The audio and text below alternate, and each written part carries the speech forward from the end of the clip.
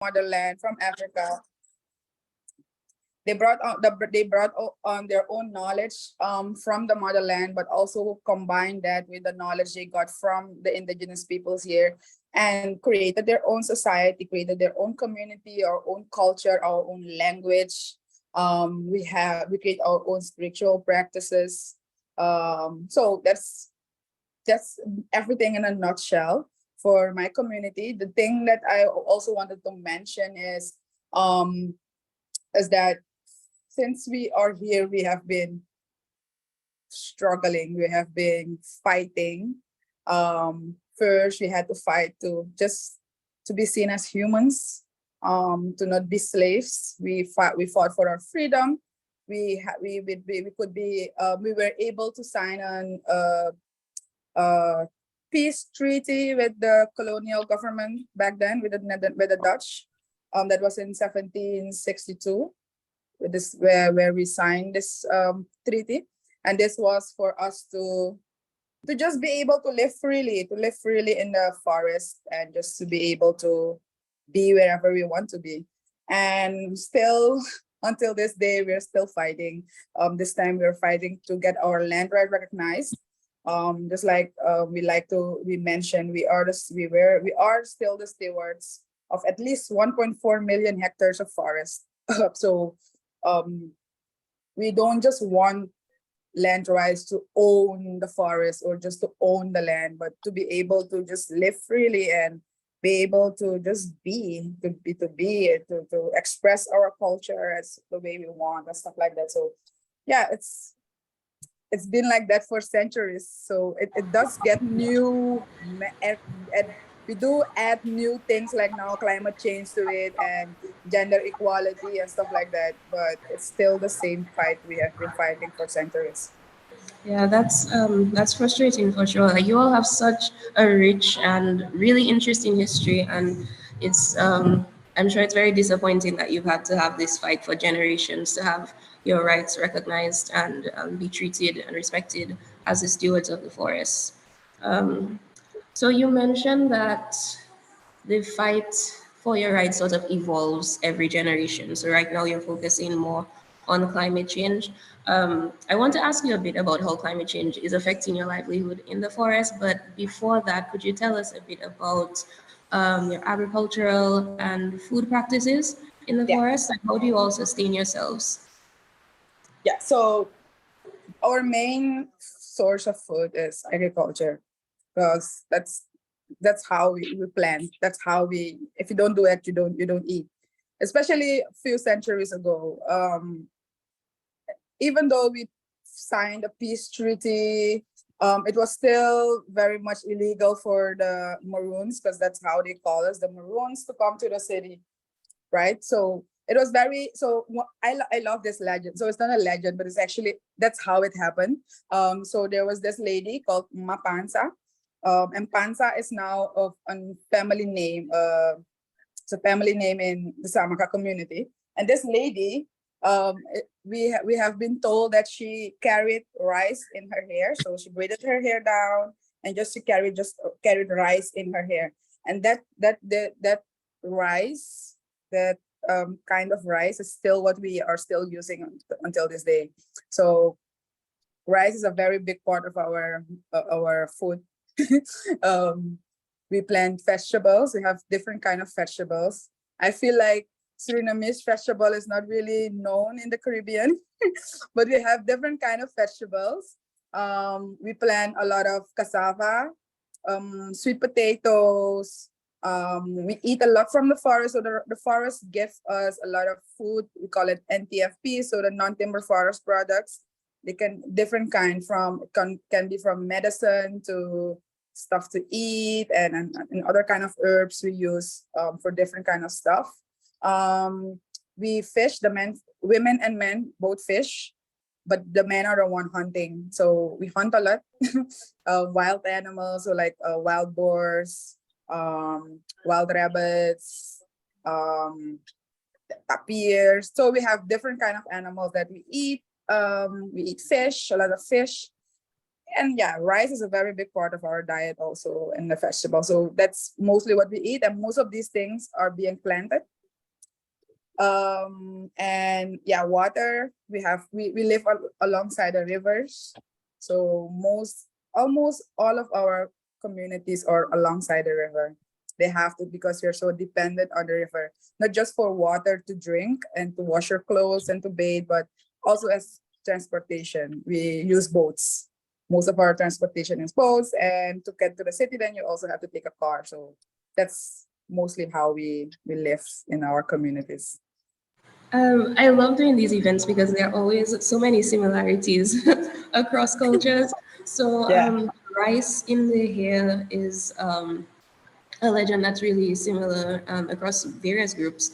I've heard that so many times in so many places, and we actually have an event tomorrow about rice across the diaspora. So I hope all of our attendees will be available to check that out because it'll be really interesting. Okay. And when you were first introducing your community, I was going to ask if you all identify as Maroons because that is what we in the Caribbean would use to describe Africans who escaped slavery and ran into the mountains and created their communities there. So that's another really cool, interesting link. Um, would you mind sharing a bit about your spiritual practices and how the forest is integrated into your beliefs in the community? Okay. The forest is very important. Not just because of what it gives us, like food and shelter, but it also gives us protection. Because all of the legends, all of the stories about the time our ancestors had to fled the plantations and go into the forest, they they are always telling us about these warriors or warrior spirits that help them survive in the forest, because the forest is it can be a very dangerous place, especially if it's unknown. If it's unknown to you, you don't know the territory, you don't know the place, you can get lost easily. But also with all of the dangerous animals and stuff. So we were always told about these legends, about these warrior spirits, that protected our people in the forest. And also the places where our communities were built, most of the time, these places were not just, they were not taken, they were given by indigenous peoples, but also in some cases given by the spirit of the people of the place. We believe that every place has a spirit, not like an owner, but more like a steward. He is the one who is keeping an eye on this place, on this territory. So in some cases, the way certain communities were created, were built, is that they got permission from spirits to be able to settle there. And they also, if they kept all, because every place where you go, every house has their rules. So even also with the forest, and the spirits that live in these forests have their rules. So if they give you permission to stay there, to settle there, you will have to abide by certain rules. And these rules could be you can't work on a certain days. The common days that people don't work here are Sundays or Wednesdays. Most of the communities where you will go, you will hear that, okay, Wednesday is our Sabbath, or Sunday is our Sabbath. And there are also other days, like Tuesday can also be, in some communities is Thursday. So, but these rules or these Sabbats were all, it was given, or how do you say, it was, they got it in a dream by the spirit. The spirit will come in a dream and tell you, like, you can work on certain days, or you can work in this day, or like for women on their period, you can visit a certain creek if you are in your period. So there's stuff like that, that is part of our spiritual practice. And this also goes to animals, that certain animals can be killed. You can go to certain places in the forest. You can hunt at certain places. These all are part of our spiritual practices. And if you really know how all of this works, I believe, that's my personal belief, that these practices help us a lot, or help our ancestors a lot, to protect the forest, to protect the community, to protect the animals, because you can just go ahead and just start killing animals just because, or just start cutting down trees. One of my favorite trees in Suriname, we call it a kankan tree. It's a very large, it's a very tall, large tree. It's called, I think it's family of the Ceiba tree. This tree is very sacred to us, because we believe that a forest warrior spirit is living in this tree. So we don't cut it down. So our communities, we don't cut it down. The indigenous peoples don't cut it down. But when other people get concessions in our communities, in our territories, they don't care. They just start cutting down everything, and they just killing all of the animals. Even jaguars are being killed. Some large snakes are being killed, and these animals are actually sacred to our communities. So yeah, the forest is a very large part, is a very important part of us, of our culture, and yes, our spiritual practices. Well, So thank you so much for sharing that with us. And one year, I hope that Black in Environment can have a Dreams Across the Diaspora session, because there's so much information that just is revealed to people in dreams, decision yeah. making that occurs in the dreams, and just like you wake up with an understanding that you didn't go to sleep with, which is really, really interesting. Um, it's very sad to hear about the damage that is going on in your community, in your territories. Is most of the deforestation right now from logging? I know there's also a lot of mining, Mhm. of gold and bauxite and other resources in Suriname, but right now, is that the focus of the deforestation right now, or is it for timber? So it's for both. Mm. So you have certain people who do it for gold. Like there's one district in Suriname called Brokopondo. This district is the richest. So apart from the largest district, this district has almost all of the gold of Suriname. So a lot of deforestation done in this district is also part of our territory. To be yeah, it's part of our territory. It's good to share that also, because the majority of our territory, a part of that, we're stewards of 1.4 million hectares of forest. There's a lot of gold in our territory, a lot of gold, and especially in this district, Brokopondo district. Um, so the thing that's happening there, the deforestation, most of it is done because of gold mining. And that what we see is that a lot of the communities, even the Saamaka communities that are in Brokopondo, most of them are going into the gold mining industry. And then this is also has to do with another kind of history for these communities in this district. Like in the early 60s, a majority of our community, of our territory, was flooded, including 17 villages. Over 9,000 people had to be displaced because the government decided to build a dam, a hydroelectric dam, that will provide electricity for this multinational company, mining company, they were mining bauxite. It was called Suralco. And in the 60s, they flooded these communities. They had to migrate them to another place, still the same district, but another place. And these communities, we refer to them as transmigration villages. And because you remove people out of their territory, or their ancestral grounds where they live, where they depend on the river, and then you remove them and bring them somewhere else where their whole life changed, like where they were used living alongside the river, going to their agricultural plots, hunting. Now they just live alongside a road. Everyday cars are just driving by. They don't have access to the river like they had they previously had. There's nothing, no infrastructure for schools or real work, jobs. So people were always look out for ways they could provide for themselves. So most of these communities, especially after the 80s, where we had a civil war in Suriname. So after these things, a lot of people back then, a lot of young guys back then went into the mining industry.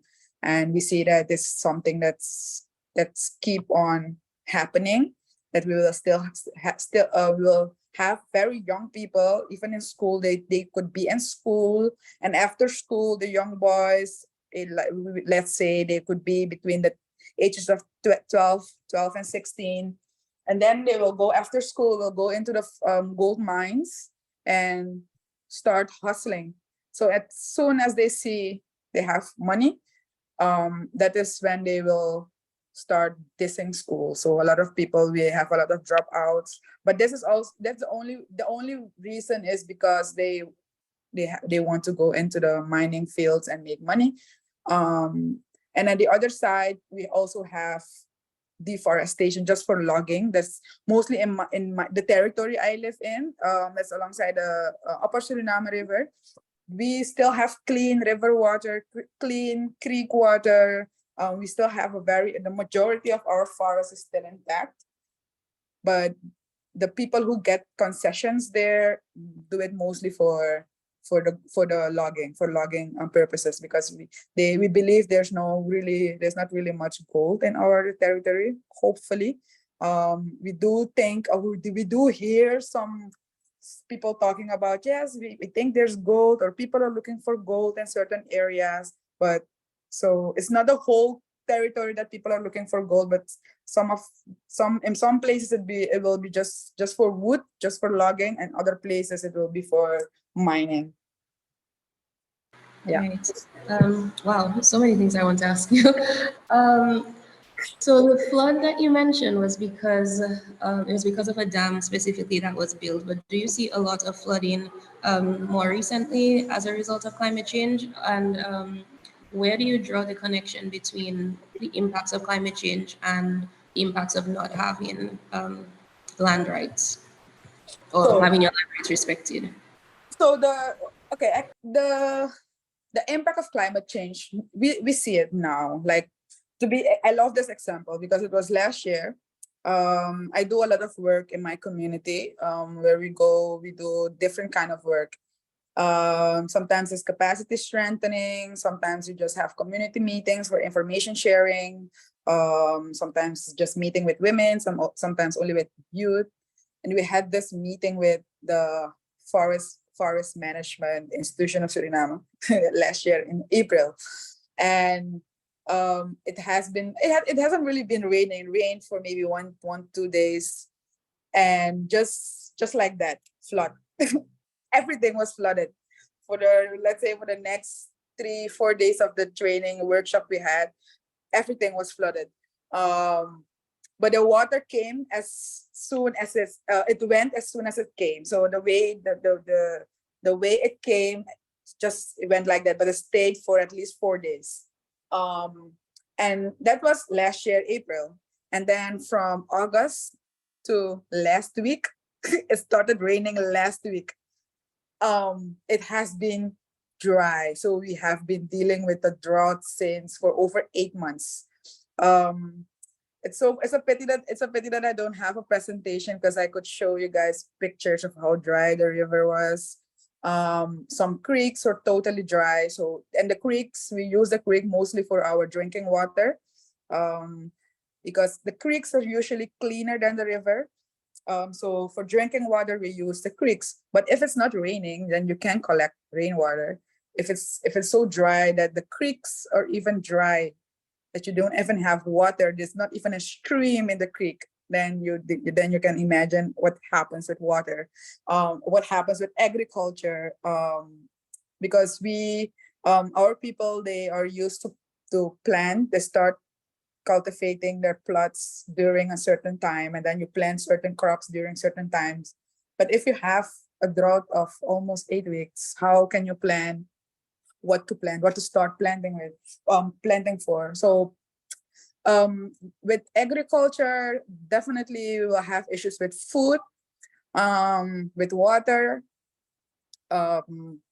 So that's most, and also with that it makes transportation, so moving from one place to another makes it very difficult, because we don't really have roads. Now they have roads, but the roads are not made for the community. The roads are made for the people who are doing logging, so the big companies who have logging concessions in our communities, so they are using the roads. But for the majority of the community, the water, the river is where we move with boats. So that is where we see. And if we say about the land rights, the impact of not having your land rights, what the impact is in our community, well, one of them is that you will just have strangers coming in your village. In some villages, you just have strangers going to women, because the women are the one who are really planting. So they are the one who are cultivating the agricultural plots. And then sometimes you will just wake up one day, go to your plot, and someone will tell you, "Here is mine. This is my place." And imagine if that is your only place. It's your only agricultural plot. How will you eat? How will you feed your family? But also that we have a collective way of life, collective culture. Also, the way we govern our communities is not done by one person. We have a chief, and then the chief has his facilitators. So we have male facilitators, we have female facilitators. So each chief has 4 people helping him. And some communities are so big that they have more than one chief.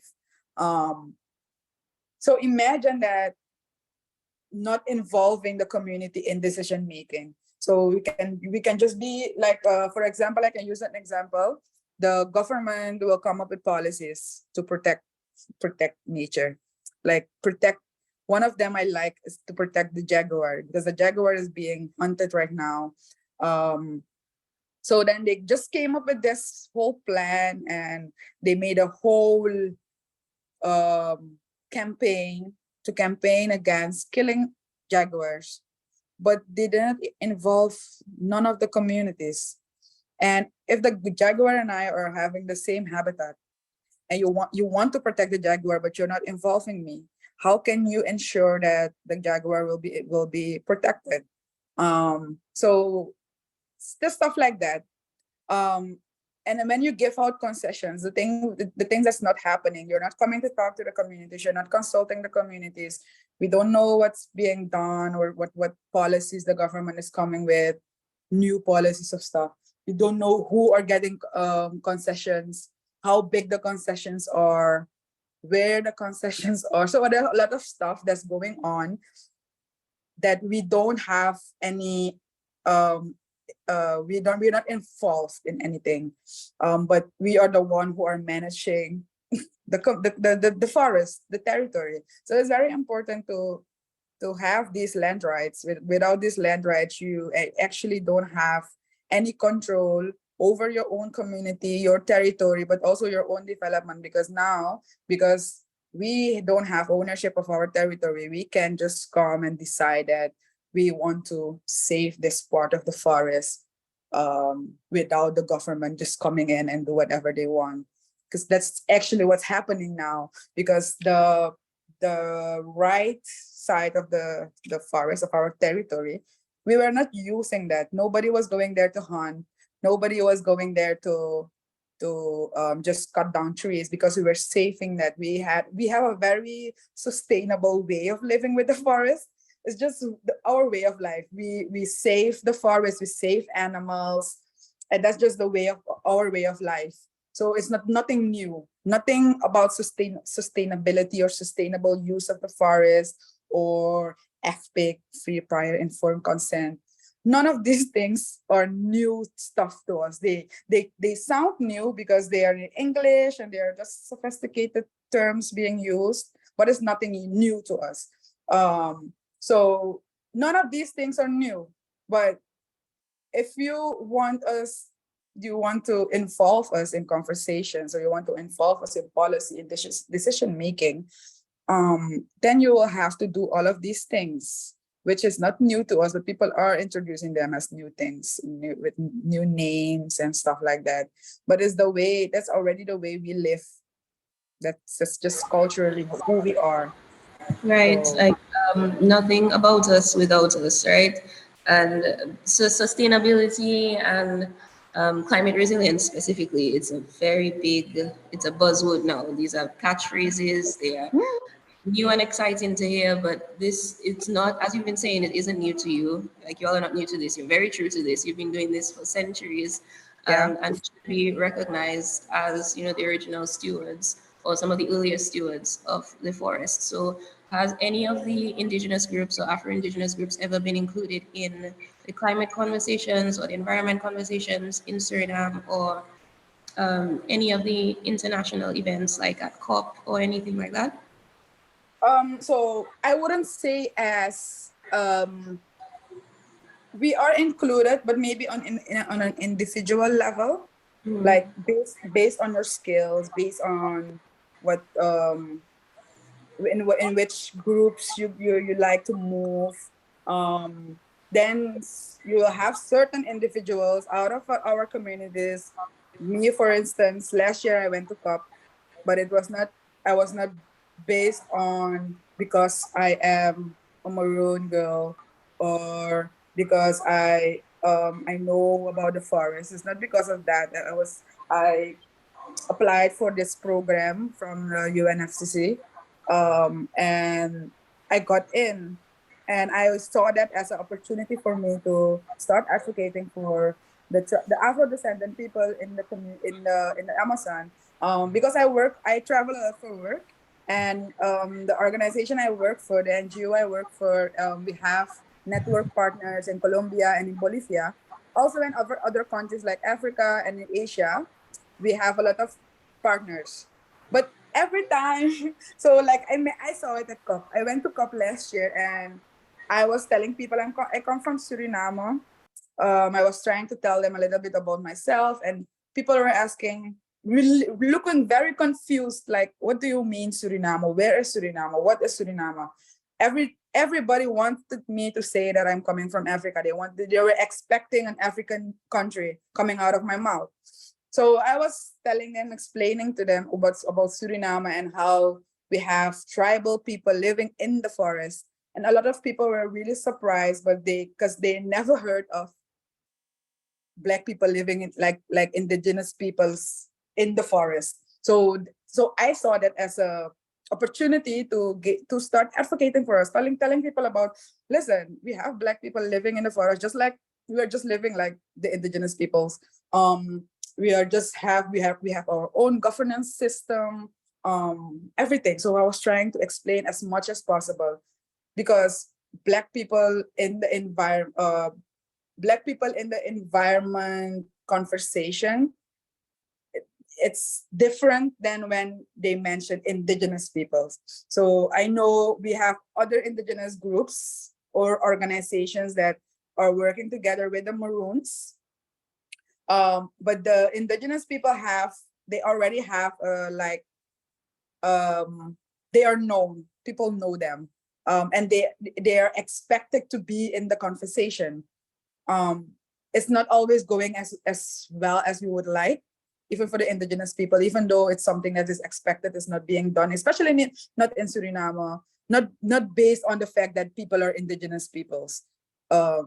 Sometimes I also feel like people want to use indigenous and tribal people as tokens for certain activities, for certain conversation, because they will just have you there, but you will not have a very meaningful participation. So things like of that nature are happening. So you will see indigenous individuals, like maroon individuals, in certain spaces, but we are not approached as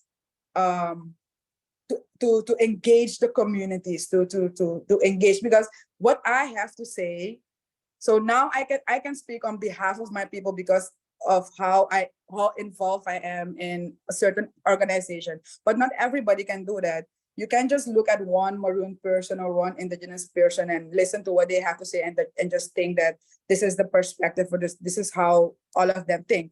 So if you engage one person in a conversation, you still have to go back to the communities to validate certain information you have or certain questions you have, certain activities you want to do with them. So yeah, I wouldn't say that we are really involved or engaged, but you will see certain individuals in certain spaces. And hopefully we'll get to see more of you all throughout different conferences, events, using That's your the own. goal. That's, I want to take a break to mention that our participants can send questions for you in the chat if there's anything they want you to expound on a bit or shed some more light on, or something that they're curious about. We'll take the questions in a few minutes. Okay. Feel free to send those through. But speaking of your own platforms and being able to raise your own concerns and share your own message, we all have a change.com petition out right now. Let me put the link.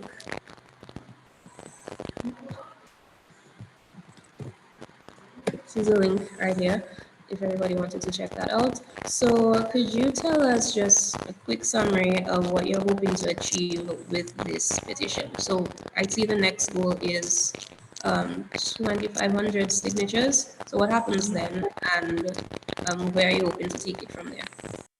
Okay. So this petition, we come up with this petition because almost every year we are submitting petition to the government. I started my work, my first year working officially for this organization. We also submitted the petition. A few months before that, our community, the Saamaka community, already submitted another petition because this road was built. So we had this Malaysian company doing logging in our territory, and they wanted to build a bridge from one side of the river to the other side so that they could transport their wood, and trucks would just be just driving there. So we submitted petitions to say no, we don't want a bridge, we don't want that, you didn't even come to talk to us, and now you want to build a bridge. So we stopped that in 2022. But last year, the road, so we stopped the building of the bridge, and then they built the road within 6 months. 6 months. The road is 42.7 kilometers long. And then they build the road within 6 months last year. And we went to the Inter-American Inter-American Commission on Human Rights in Washington, D.C. last year, where we also talked about all of these things that are happening. Sometimes there's violence, because if people are starting protesting, then the government will respond. And most of the time, the government will respond with violence.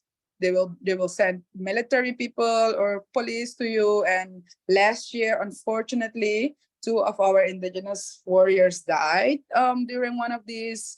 They didn't die. They were murdered by police during one of these protests. That was in May last year. So in October, we went to the Inter-American Commission on Human Rights to present our concerns with the way things were going in Suriname.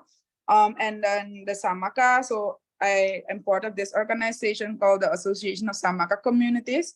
We came up with the idea to not just look for national or local support, but also we wanted to amplify our voices by also involving international support. So we collaborated with this organization called Rights and Resource Initiative, and then they helped us with this petition.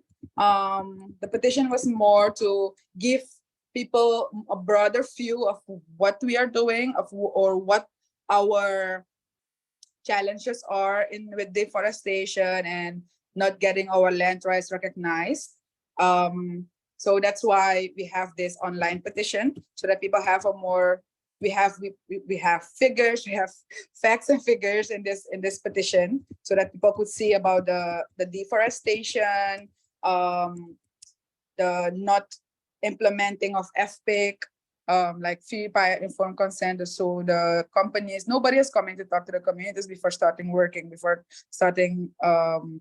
in our communities. None of those things are happening. So we said we will not only just collect signatures in Suriname or just in our community. We will do it internationally by letting people know what the work is that we're doing, why we are doing what we're doing, and that will help us put more pressure on the government, on the Surinamese government, to just do what they have to do, because this is the court ruling is since 2007 and nothing is happening until now. And the longer we wait, the more forest we will lose. And then Suriname won't have the chance to talk about, yes, we are the most forested country in the world, because that's all people care about. But who are the people who made us have that title? So yeah, that is something we're dealing with, and that's why we are looking for international support.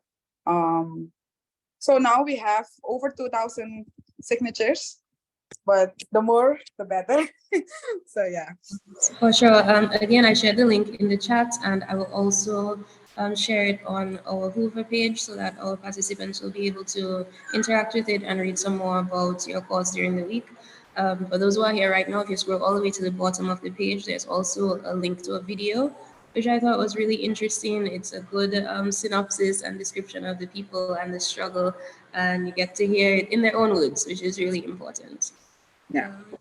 So we'll take a break now for audience questions. Does anybody have anything they'd like to ask? A topic they wanted to bring up? Something they wanted to share with Samunda?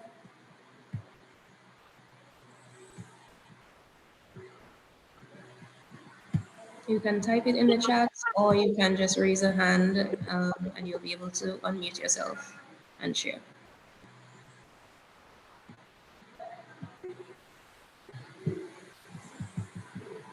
All right, so give people a second to think about it. But in the meantime, we'll just keep chatting.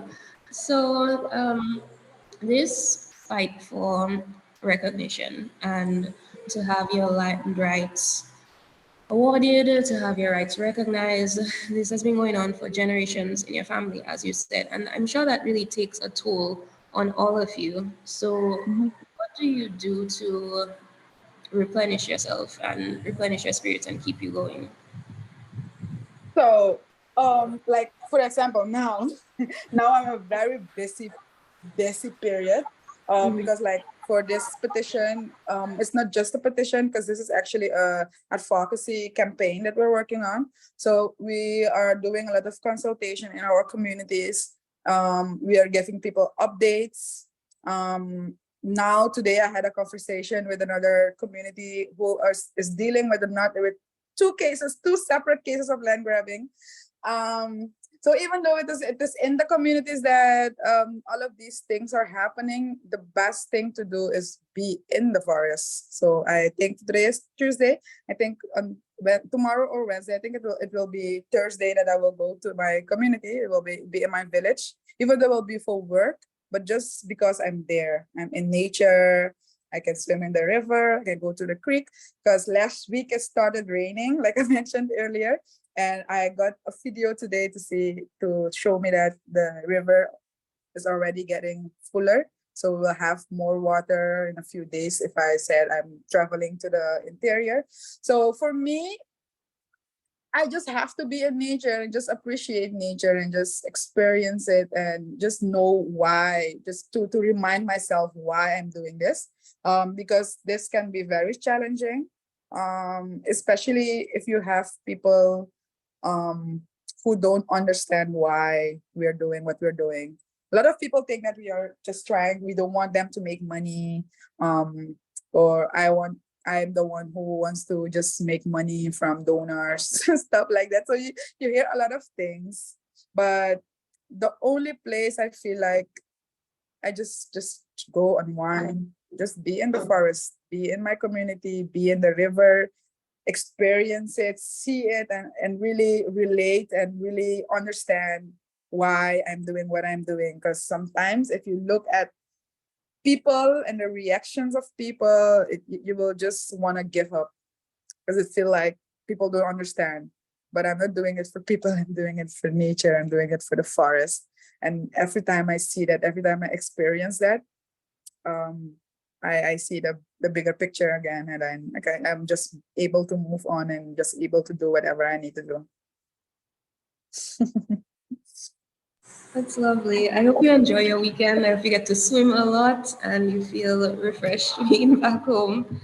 Um, Yeah. we are coming to the end of our time. I knew it would feel like we wouldn't have enough time to talk because there's still so many things I wanted to get to. But before we have to leave, can you tell everybody how they can reach you, or where they can Mhm. find you, or find out more about what you do and what you advocate for? Okay. So my name is Samunda Jabini.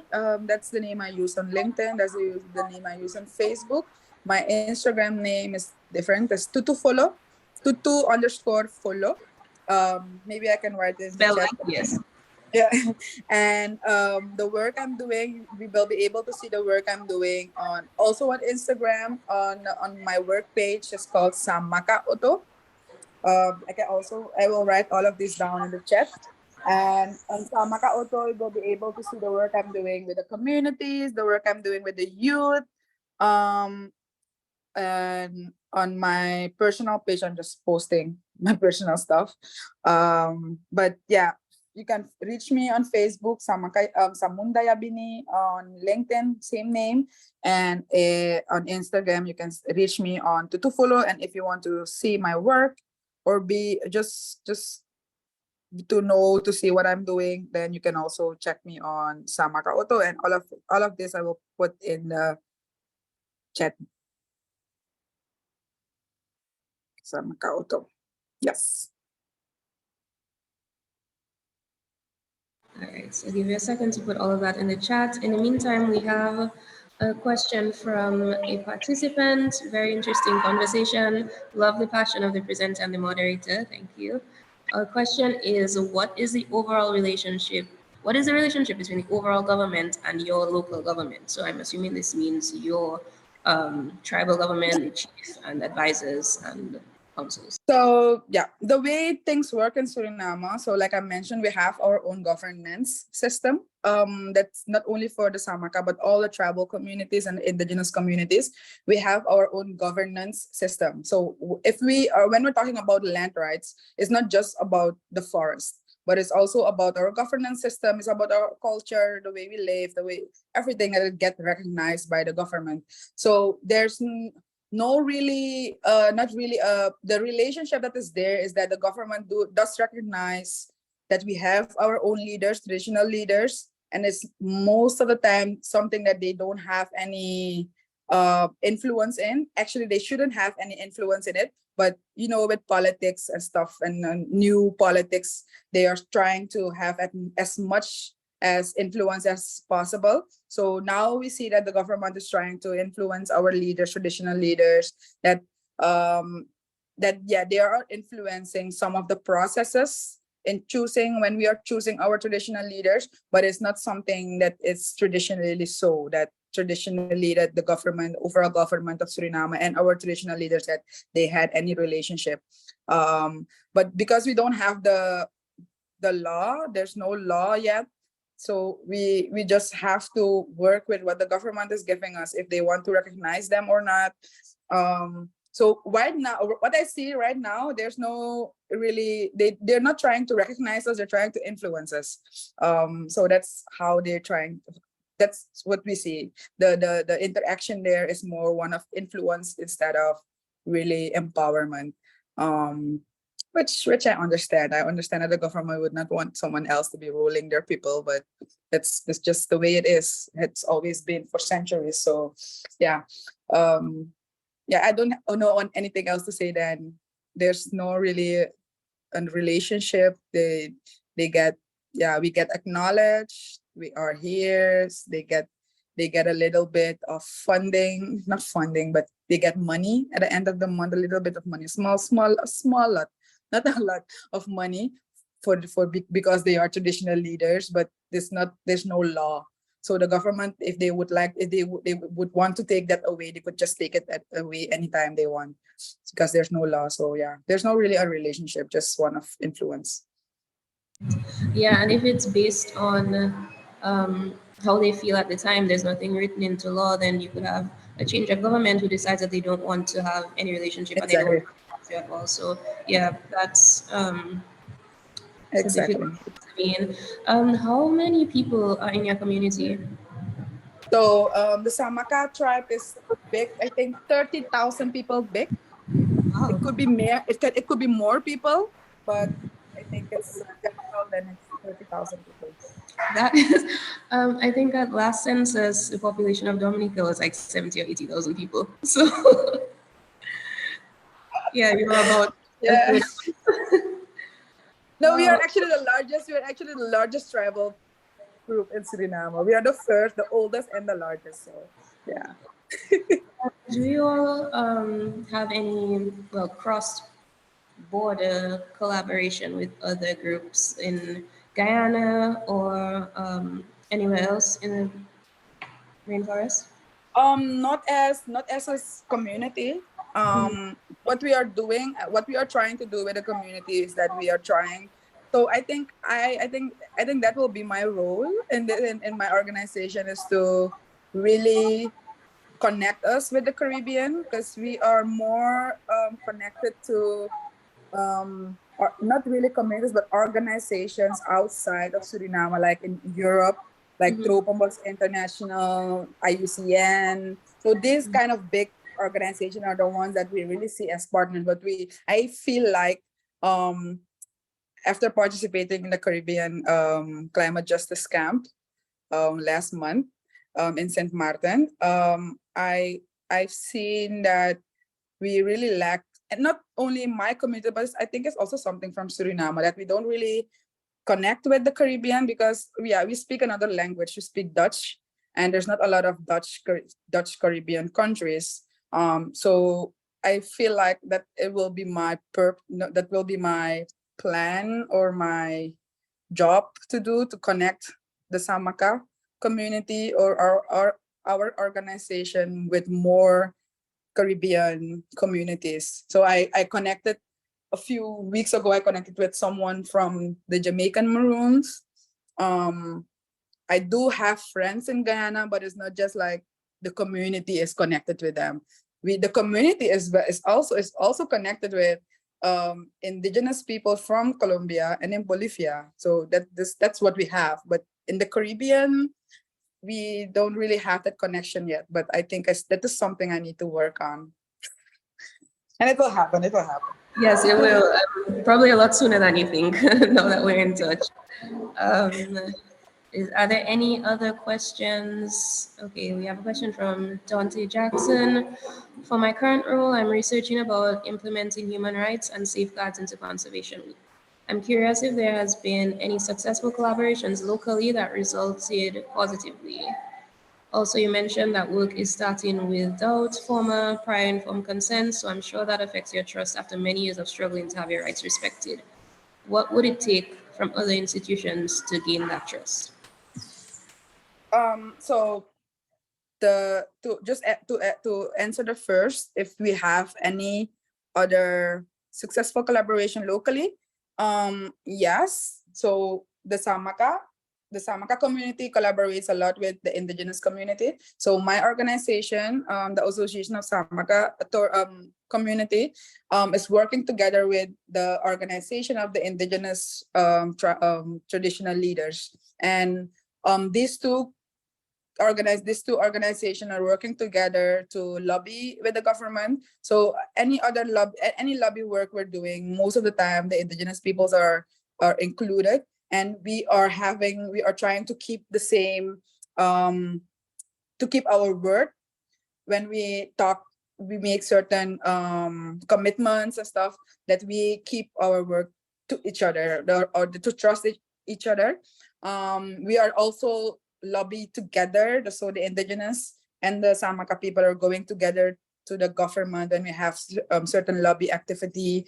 I know a few months ago we had this meeting with the agent of state he is the one who is representing the state at the Inter-American Court on Human Rights. So we have certain conversations with him, but we do it together, the Samaka and the indigenous people.